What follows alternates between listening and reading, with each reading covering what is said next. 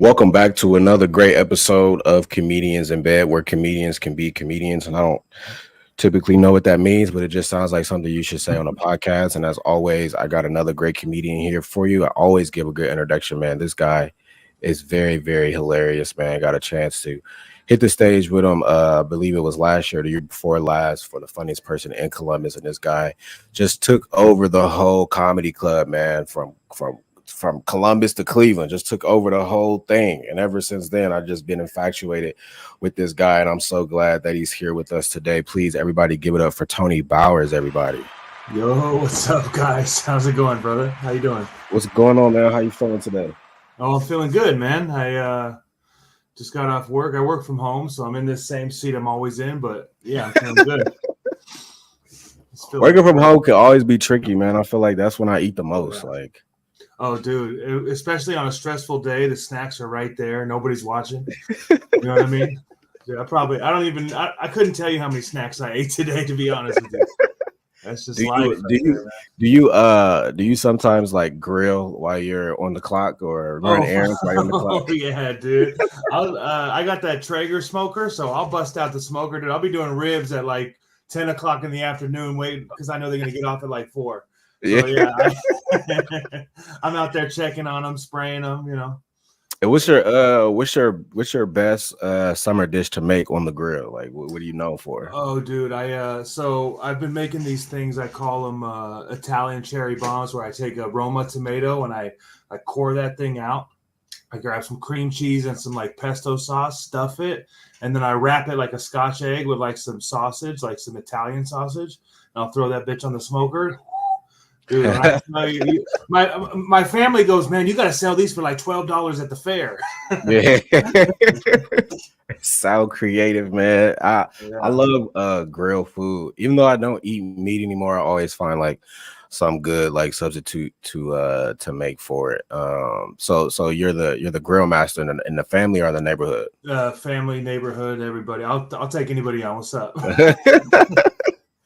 Tony, what part of Cleveland are you from? I live in Cleveland, in Lyndhurst area, which is like north of Beechwood.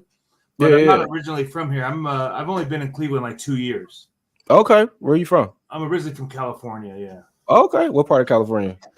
Southern California, San Bernardino, Riverside area. Which is like San Bernardino's the hood. I lived in the hood most of my adult life, and then when I was a kid, I lived. Like when I was younger, maybe to like second grade, it was pretty bad. And then my dad got a good job. I moved to like the suburbs for a while. And then you can't just take the hood out of a kid who's been there. So I went right back to the hood, only because that's the only place I could afford, right? I mean, I started a family, all that, so I had to do something. And then we bought our house. I bought a house like 7 or 8 years ago in California for like $130,000. And I fixed the thing up, and then I sold it for like $330. And so me and my wife took the money, and we're like, "Where in the country can we go?" You know. And Cleveland worked out perfect for us because I love sports, all sports. I don't care who the team is, and Cleveland's got all that. And then my kids are into sports. The schools were better than where we were, so that was like a plus. So that's why we ended up out here. I've never heard anybody say, let's just pack up and let's go to Cleveland, Ohio. I know. Have you visited Cleveland before you moved here? No. My wife is a keyboard warrior. She was on there searching everything fucking from crime rates in like the specific area, right? Because sure, in Cleveland, things can get wild, but we're in a suburb, you know what I mean? Yeah. Like I'm from a place where we didn't have like Ross or like Marshall's. We had Didi's Discount. So now when we're in Lyndhurst, they got a Dillard's, dude. Like that's where all the shit that goes to Ross comes from. So I was like, we're good. Yeah, this place. Dillard's, they got a Nordstrom rack. Are you kidding me? Dillard's sold the move. That's crazy. Yeah. What was your first reaction when you stepped foot in Cleveland? Like, what was your reaction like? We came in December, so it was like, and there was no leaves on the trees or nothing, and it was just like, damn, this is where we're at. And then, but we were excited, dude. I got like $200,000 in my pocket at the time. I'm like, this is badass. What's up? Let's live life. I went out and bought all the kids those like riding cars and stuff, like the ones that you wanted when you were a kid, the little Jeep and rig and whatever. So I got all that for the kids, and oh yeah, we were living high on the hog, dude. Yeah, man, that's what's up, man. That's a good story. I would leave Ohio. That's what I would do. Yeah, well, the thing is so like where I started comedy, I did start in California, but that Riverside, San Bernardino area is like 3 hours from LA. Yeah, it's 3 hours from San Diego. So like any real good scene is non-existent. I mean, unless you want to drive 3 hours to go perform, and then you get to LA and it's like pay to play. So it's like you're in some like hall closet doing comedy for 5 other comedians who paid $5 to do comedy. Yeah. And so it's actually a better scene to be in the Midwest to grind your teeth. You know what I mean?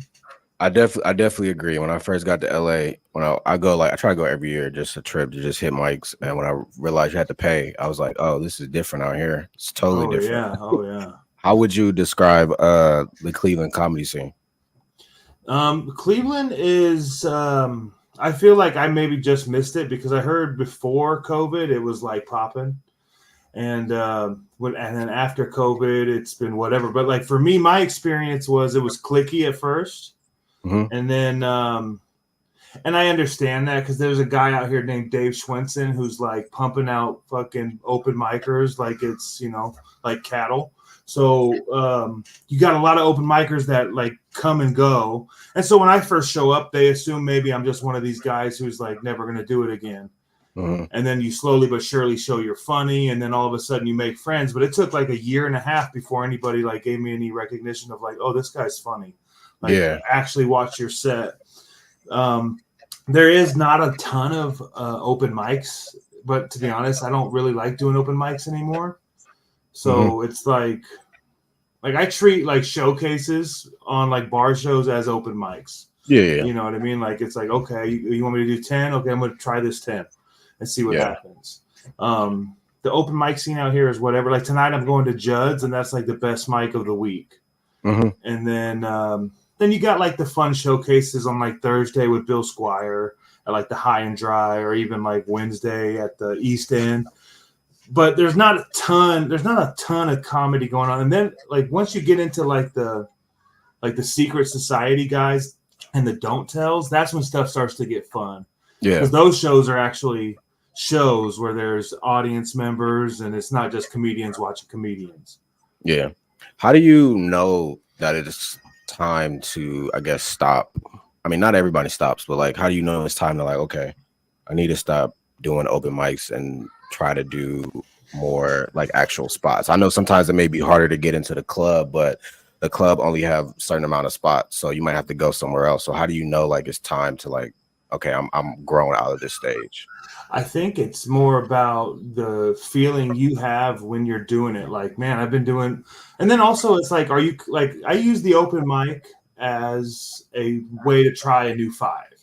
You're not going to catch me at the open mic doing the same jokes I've done before. That's pointless. Oh, it's like, imagine, it's like you already know how to tie your shoes. Why am I keep going to show these people I can tie my shoes? It's like I want to learn how to do a new knot, so I'm gonna go try it in front of these kids who, who cares if they care or not? I just got to get it out. Yeah. So after that, you just it's about just like, okay, you got a solid 15 that you just know you can run, and it's like trying to sell yourself to these guys who are like the people who are running shows, right? So it's like to the don't tell kids, to the secret society kids, to like the underground pop-up shows, and like, hey, I got 15, I got 20. Hey, you want to headline me? Get in front of the right faces, get in front of, the people who run the don't tells, like Simon or even that girl out in Dayton, Chalked a Piece. Yeah. And just showing them that you're funny. And then that'll help you, because you can go to the open mics your whole career. That's fine. But use them how they're supposed to be used. Don't just go to the open mic just to be at the open mic, to do your same 5 minutes you always do. Nobody cares. Yeah. Go to the open mic to try something new. Sure. But so it's like, it's more or less use it as the tool it was intended to be. Don't let that be your whole week. Oh, I got the open mic on Tuesday that I'm not going to do anything new at. What are you doing here? Yeah.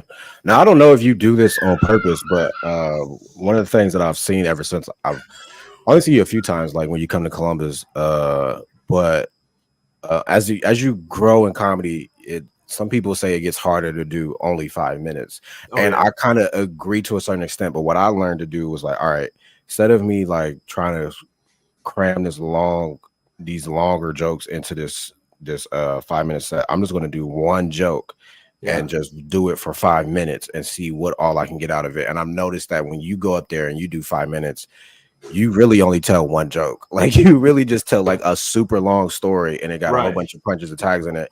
How did you, is that just something that you did naturally, or is that something that you plan to do? Like, how did you learn to value your 5 minutes that you got So over there? like maybe what you're referencing is like the night I won at the Columbus Comedy Club or whatever, the Columbus Funny Bone. I had wrote that joke that week, Oh, and I okay. was just excited about it, right? Hmm. And so I have like buddies that I call, like one of my best friends in the world is this dude Will Holland. He was one of those kids that like followed everybody to Texas and Hmm. went to Austin for a few years, and we're still best friends to this day. He's even moving out here to Cleveland in a few months. We're going to start a podcast of our own, Okay.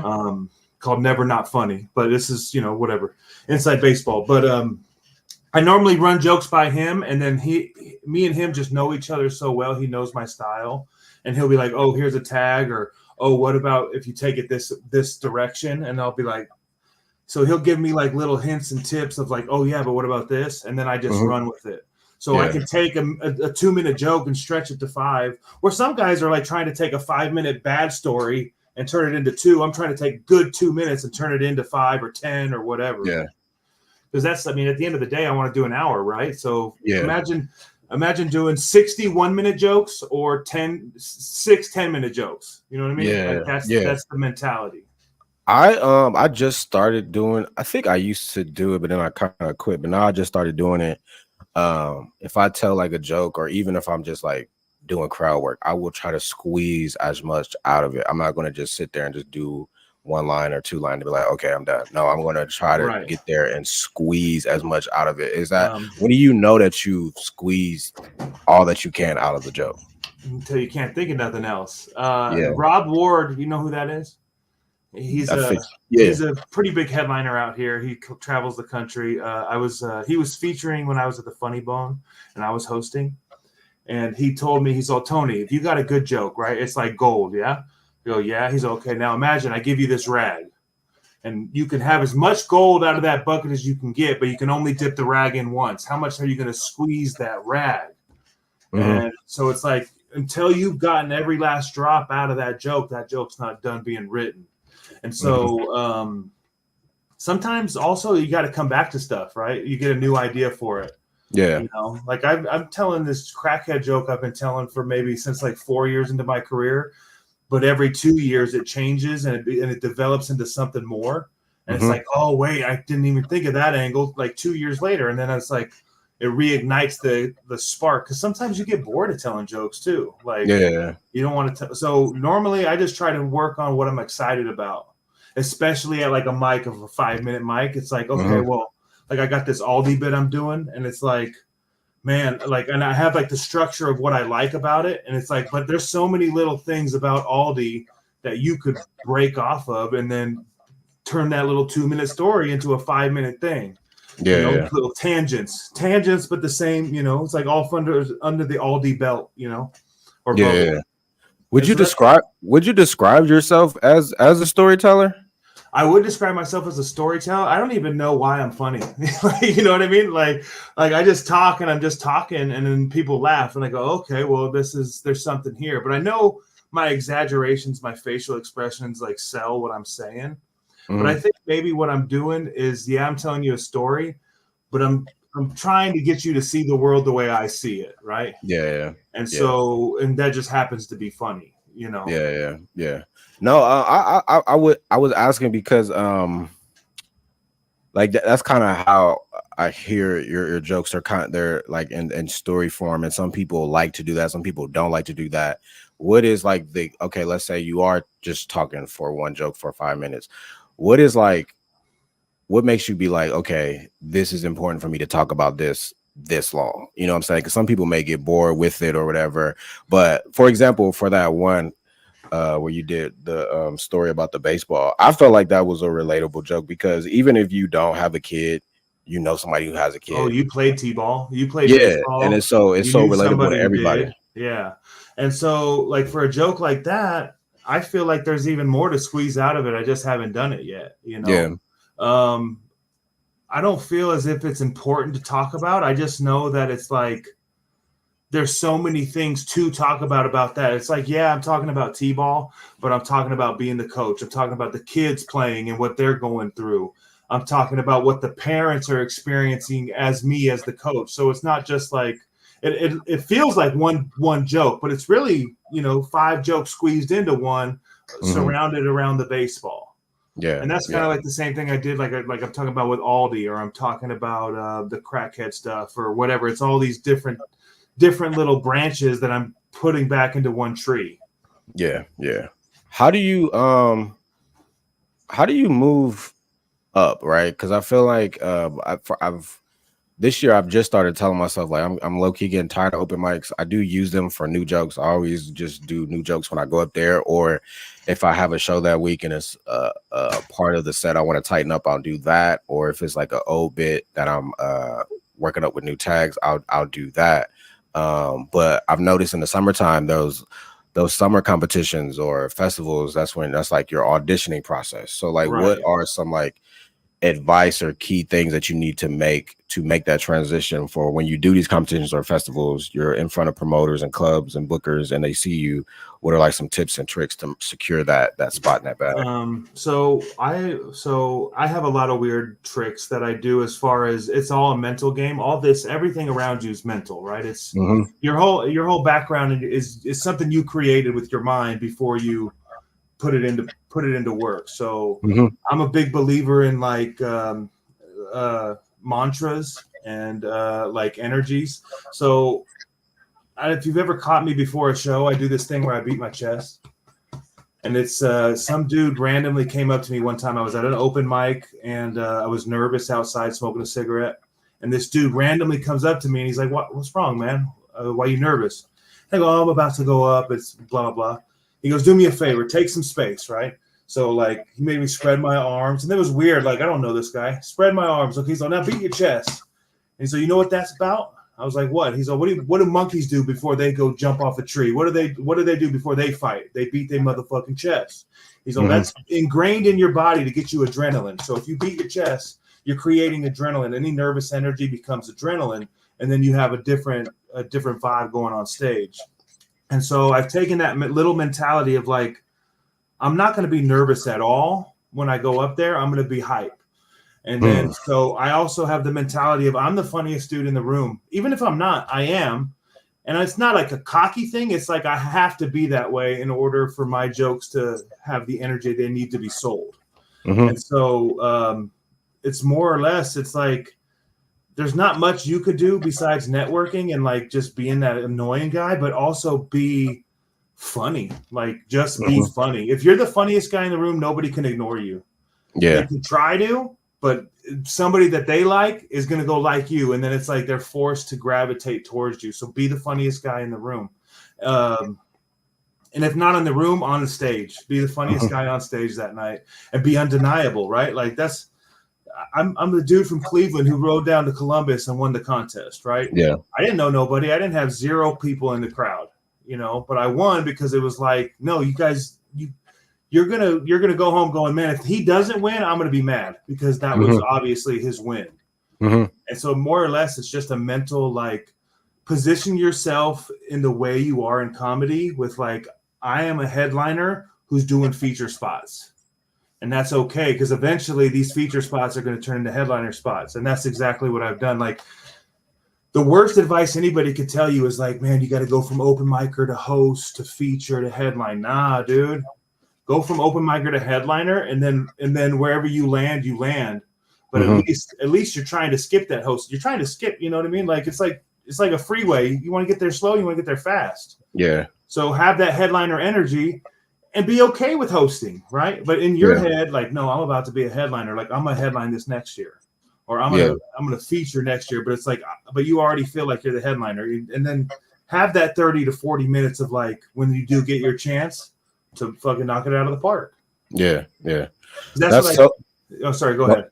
That's so different from what I do. I just I just spark up a blunt and then I listen to soft music, and then before I go on, I don't know why, I'll just, because sometimes people have a hard time understanding me, so I'll just say like several times "Unique New York" from like Anchorman. From Anchorman. Yeah. I'll just do that over and over again. Everybody's got a ritual. Yeah, and then I'll just take a couple deep breaths to meditate real quick, and then I just remind myself to have fun. And then when I'm on stage, I just like, if it's something wild and crazy, I'll be like, just go there, like, because you never know what the line is until you try it. So that's what I've been trying to remember, that just go there as far as you can to see where the line is at. Yeah, no, that's okay too. You got to have your own ritual. Like, as far as the type of comedian I am, I'm 90% energy and 10% joke writing. You know what I mean? Yeah. It's like I'm bringing. It's like, it's almost like a surprise when I get on stage. You're like, whoa, I didn't expect that. You know, and then it goes on for the entire time I'm on stage, and they're like, wow, like that was, you know, great. Like, as far as like writing jokes and running jokes, I normally like before, like, say I got a big show coming, which I do, June 8th, I'm headlining the Funny Farm.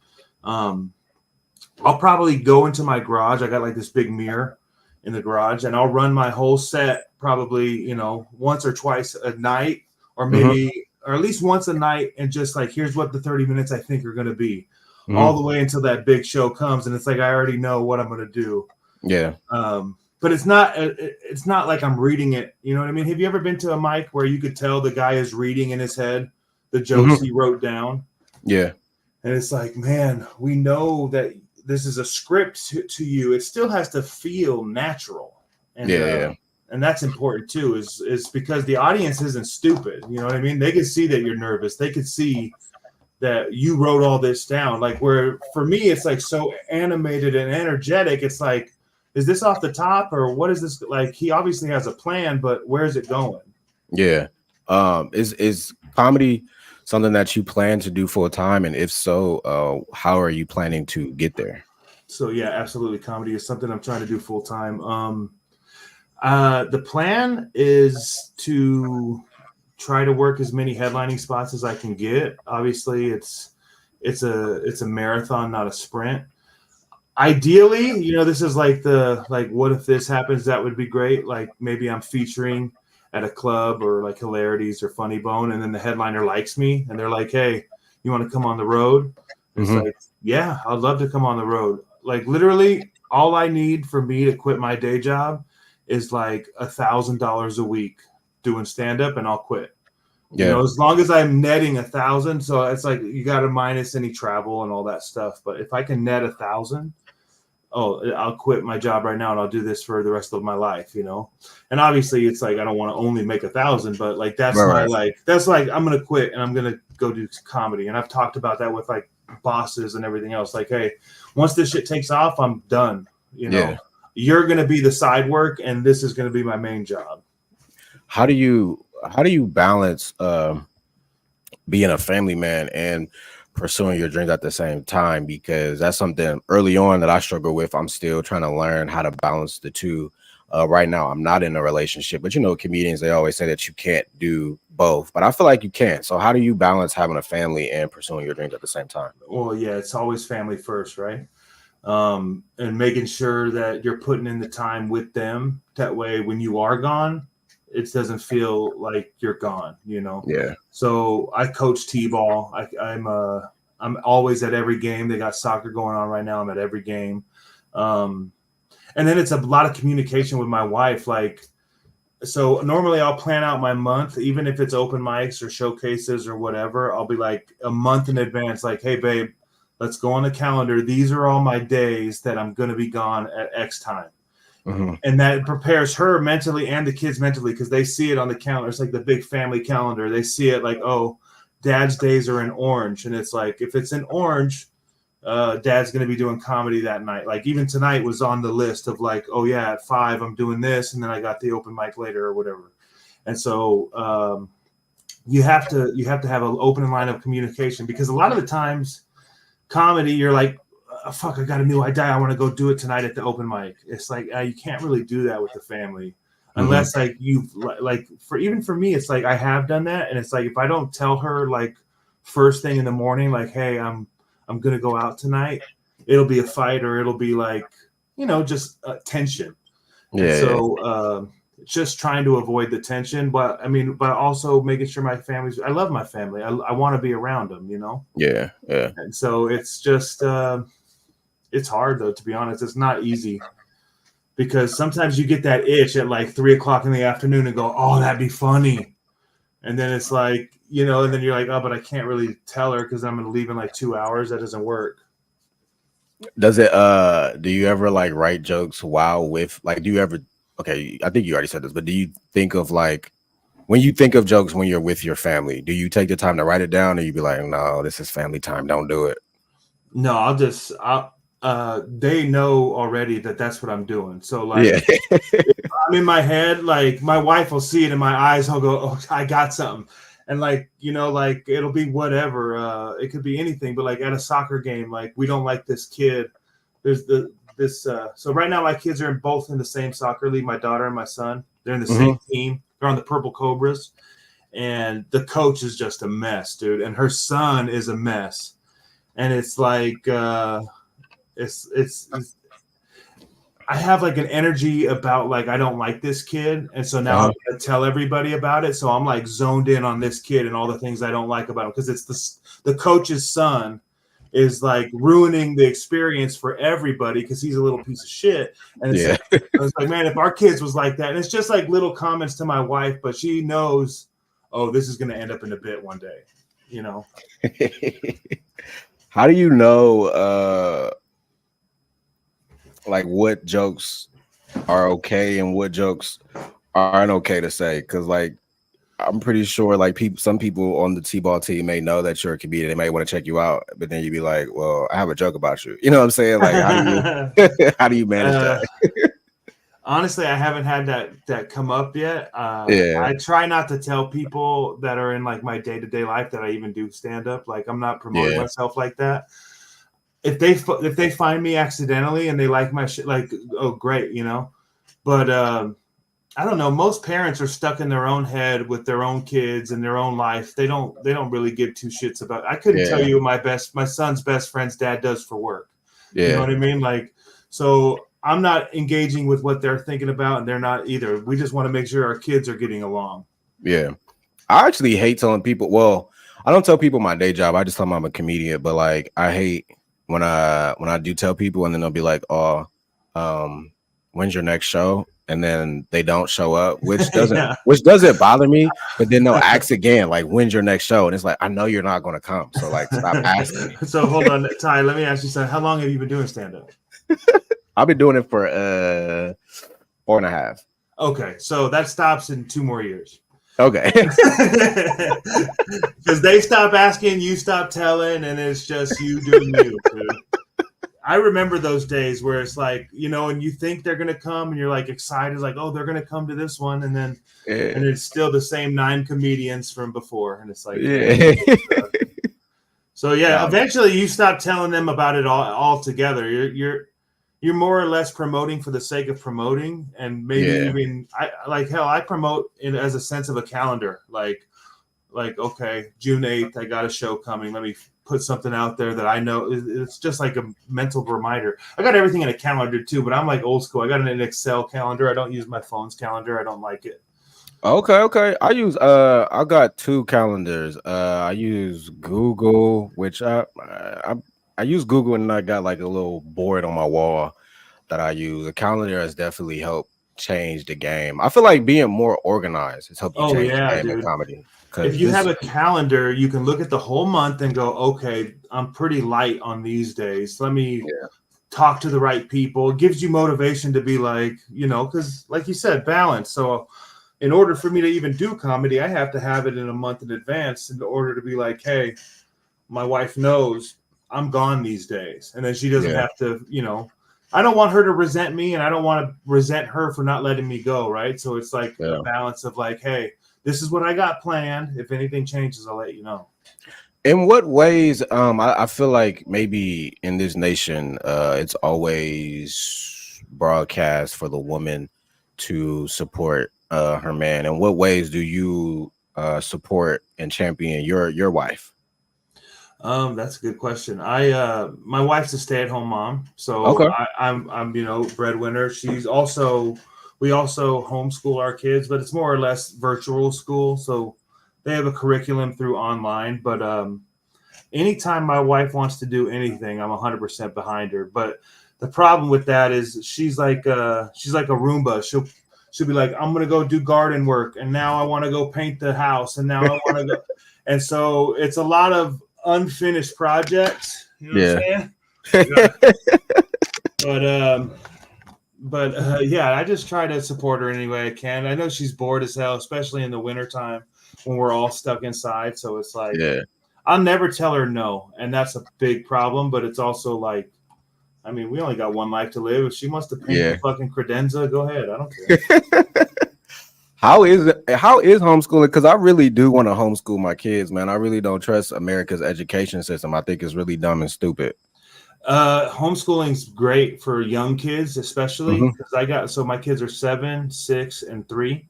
3-year-old's not in school yet, but the 7 and 6-year-old are just finishing school. So the beauty about homeschool is, or at least what we're in, is they get to move at their pace. So you don't got to sit around a classroom waiting for a dumb kid to get it, right? They just get, as soon as they get it, they get to move on. So like my daughter is in 1st grade. She's in 3rd grade reading and 3rd grade math already.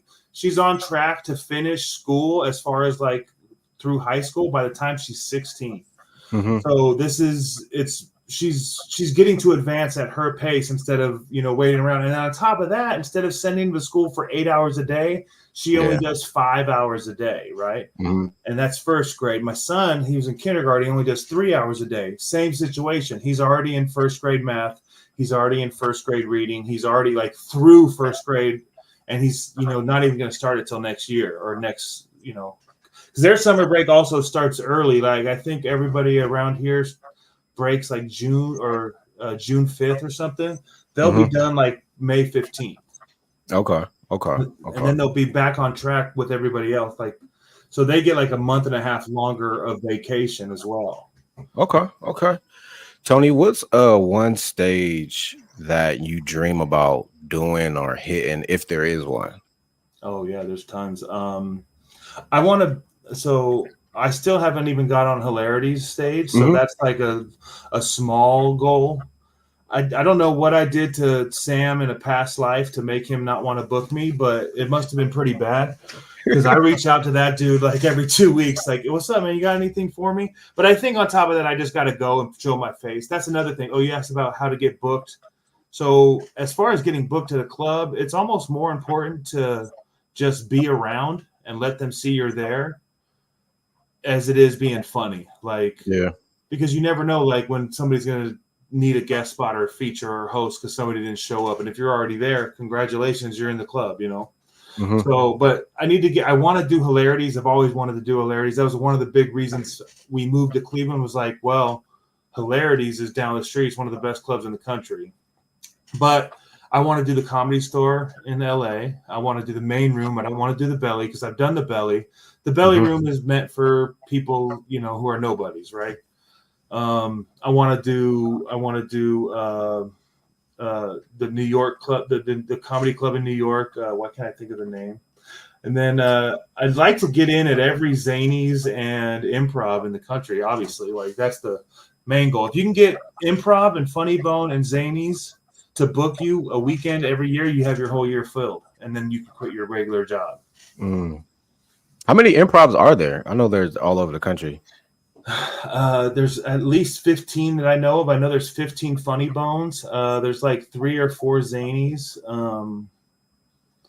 yeah, there's a lot, man. There's a Okay. lot. I want to get out. I'm going out to Chicago in June to do the Red Room, and I want to get in at the Laugh Factory. Basically, any of the iconic backdrops is like, yeah, I want to set in front of that. You know. Yeah, Very, I've done the Red Room. It's cool. I'm trying to hit bigger venues when I go back to Chicago, because I try to go to Chicago every year. I want to move to Chicago and up the comedy when I get out there. Yeah, because they have Columbus enough. Columbus is cool, but it's just a regular scene. I think that you are underselling Columbus's scene, because I've been to like bullshit scenes.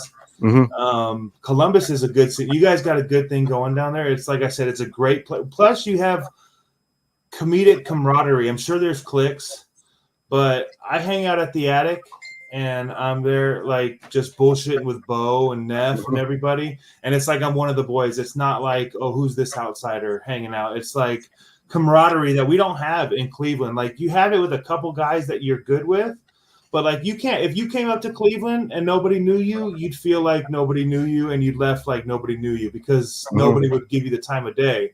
Whereas in Columbus, you go down there, you got guys that are just willing to, like, you know, bring you into the circle. And, you know, even Bo is one of the greatest characters of all time. I mean, who's still smoking in the makeshift green room that doesn't even have a real door, and he don't give a shit? Like, that's a character right there. You gotta, that's a guy you're going to talk about on podcasts later in life and go, fuck, Bo is the shit, man. He used to drink whiskey sours and smoke cigarettes in front of the customers. He didn't give a shit. That's what's up. Everybody that come into the Columbus scene, they say they like it. We definitely have good camaraderie. I think maybe just because like we get used to seeing everybody the same week that you just build those relationships. You know, you go out on the back patio and you smoke and you talk. Right.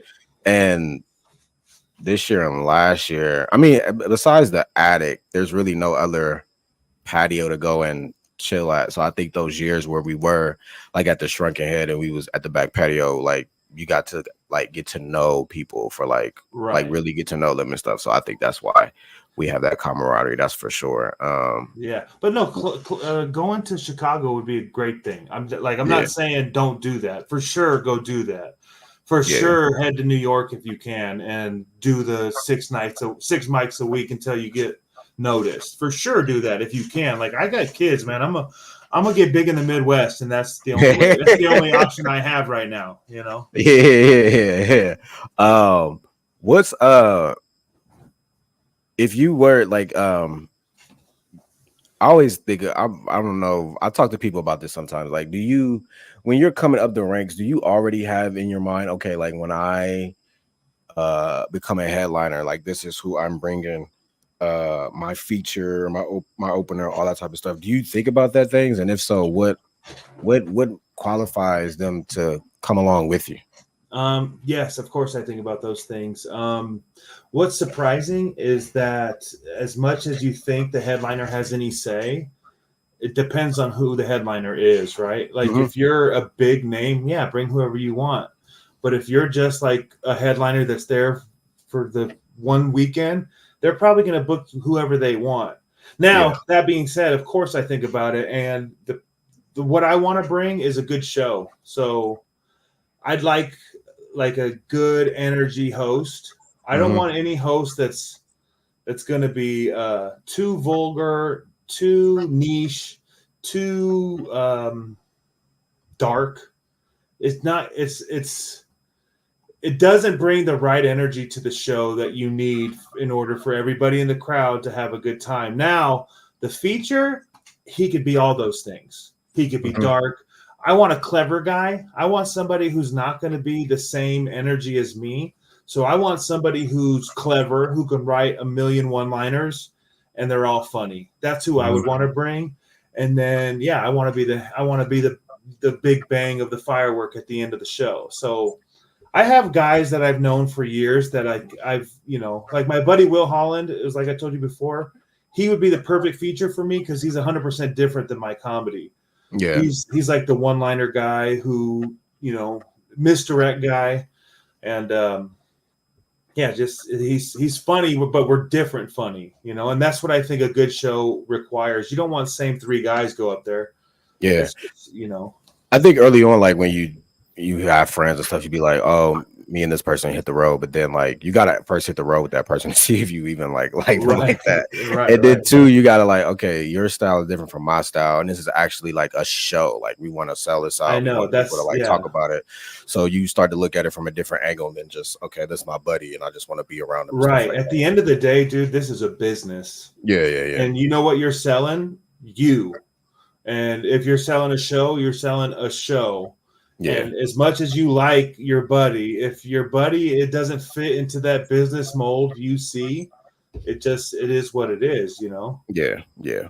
Now, Tony, as we start to wrap this up here, I always end with these questions. Who is on your Mount Rushmore for comedy? Oh, two of them are dead and two of them are alive. Uh, my first favorite comedian of all time. See, but I have two versions of this list, but I'll hit you right now. Ralphie May is one of my favorite comedians ever to walk the earth. Mm-hmm. Second comedian I would put is Greg Giraldo, who has the funniest joke I've ever heard in my entire life, and it's like nobody's come close, right? Third are guys that are just always hot and just, you know, Bill Burr is one of those guys where it's like if you don't have him in the conversation, you're really not, you know, really thinking about it. And then Louis C.K. was the guy who was like, man, I want to do that. Mm-hmm. Like I've always wanted to do comedy, but seeing Louis do it was like, fuck, I really want to do that. And so those are my guys. But like honorable mentions would be, and these are maybe from left field, but like Martin Lawrence. I used to watch Martin Lawrence on Comedy Central back in the day when you had TiVo and you Mm-hmm. would record the Comedy Central. I would record every single Martin Lawrence and I'd watch it every single night. And then even guys like Jamie Foxx is where I think I get most of my energy from. Is because Jamie Foxx was that triple threat. He could sing, he could dance, he could do comedy, he could do it all. And so, like, Out of the Foxhole was one of my favorite specials of all time. And then obviously it's like you can't really not bring up Chappelle, you can't really not bring up Pryor and stuff. But like personally, if there was 6 spots on the mountain, those 6 would be my 6. Yeah. I feel like Jamie Foxx owes us another special if he at least gives us like if he's on next year's Netflix as a joke and just give us one. I'll take that, you know. But I feel like he owes us one more special. Like, quit playing. And then I never asked nobody this, but for me, the person that influenced me was Martin Lawrence. That's my favorite comedian. But you made me think about this. So the person that influenced me to like, I want to do that is Martin Lawrence. When I seen his Run Tell That special, I was like, okay, Yeah, I I want to do love that that. special. Yeah. And I then love that special. I didn't even know like what the fuck he was talking about half the time. I was like in the either. 5th grade. Yeah, no, yeah. She's got the water running down her back, and you're like, what is this, dude? I don't even know. Why am I feeling this way?